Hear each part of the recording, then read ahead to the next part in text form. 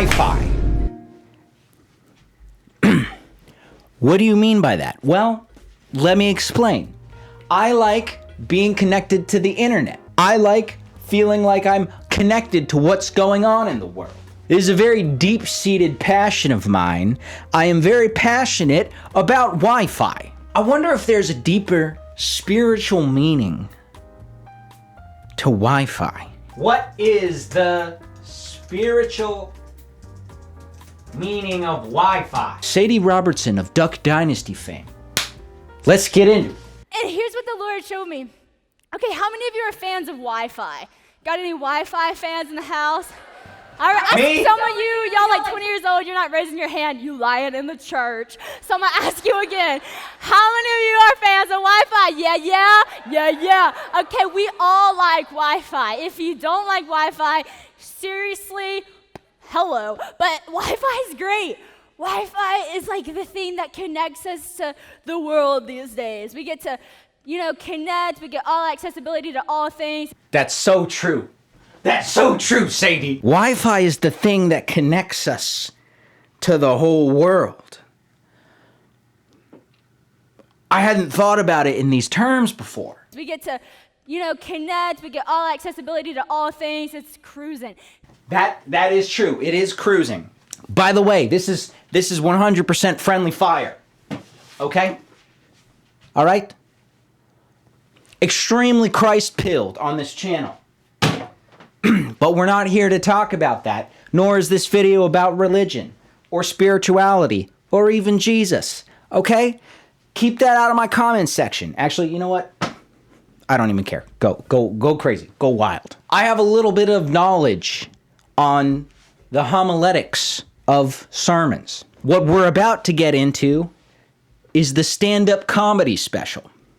For some reason, in the year about 2005, someone went around and told every single pastor in the universe that they will never save a single soul unless if they start every message with 15 minutes of stand-up comedy. Now, the problem with that is that if you were to imagine a Venn diagram, okay, here is all the pastors, and here are all the people who are good at stand-up comedy. You will notice this Venn diagram is a little special in that there is no Venn portion of the Venn diagram. They are completely separate circles of people.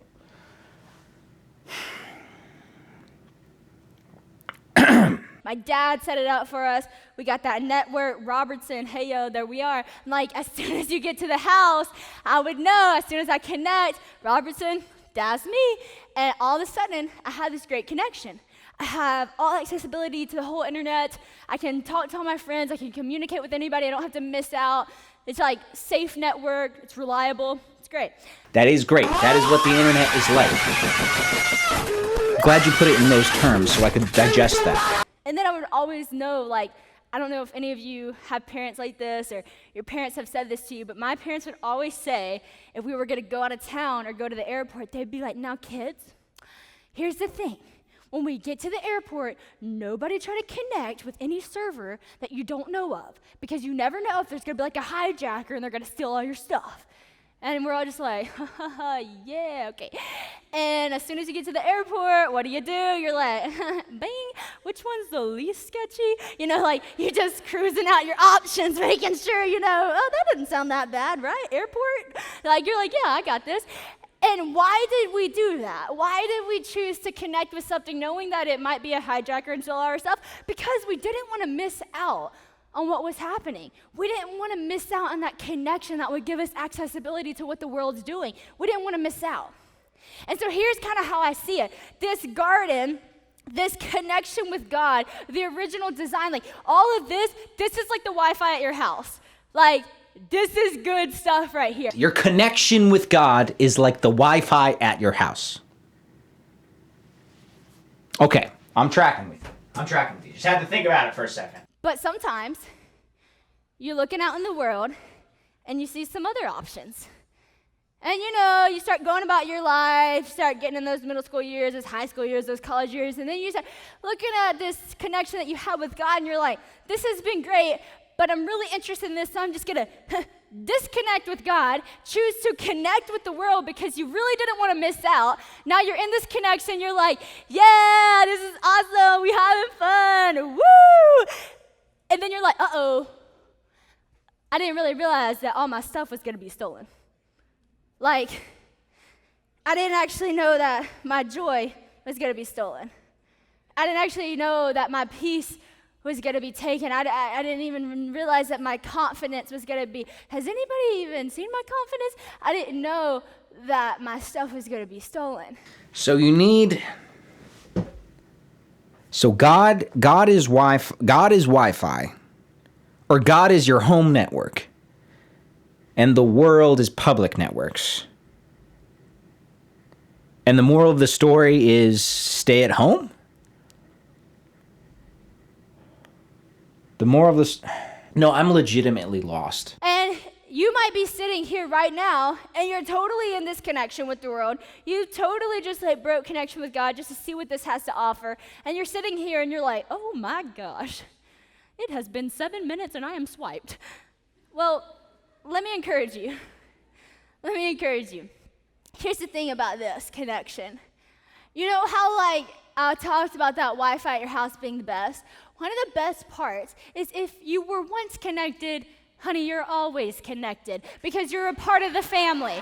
Okay, so if you were once connected, you're always connected. If you were once connected, you're... Okay, so why does it matter then? Wait. I don't understand. Teach me your ways, Sadie Robertson. We got this little nice password, hey yo, Jesus, and... Oh, hell no, man. What the fuck, man?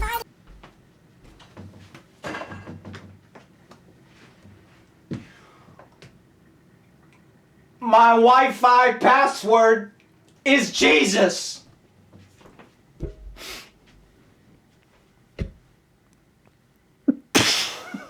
My Wi-Fi, you gotta set your Wi-Fi password to Jesus. I don't mean to split hairs, but that's not a very secure password. I think those require like a special character and a couple numbers these days. You might have thought all of this has been stolen from you. You might have thought that it was all gone, but tonight, in the name of Jesus, your life is coming back to you. Sadie, you're losing me a little bit. I came here for the Wi-Fi discussion. Now you're talking about Jesus? What the fuck? Well, that was kind of a dud. I'm not gonna lie. I did not follow that very well. I want to be clear as well. I have no problem with Sadie Robertson Huff. Okay? I think she probably does some great stuff. I didn't particularly resonate with this message because I was psyched on the Wi-Fi thing and then it just went off the rails. But don't hate on Sadie too hard. We have bigger problems in this world than Sadie. There's way more important things to worry about. Hey, Y2K, shark attack, lead paint, Dakota Fanning, smallpox, Woodstock, moonshot, Watergate, punk rock, rock and rollers, cola wars. Hey, I can't take this anymore. Way more important things. Rock and roll, Dakota Fanning. Okay? We'll give Sadie Robertson a pass.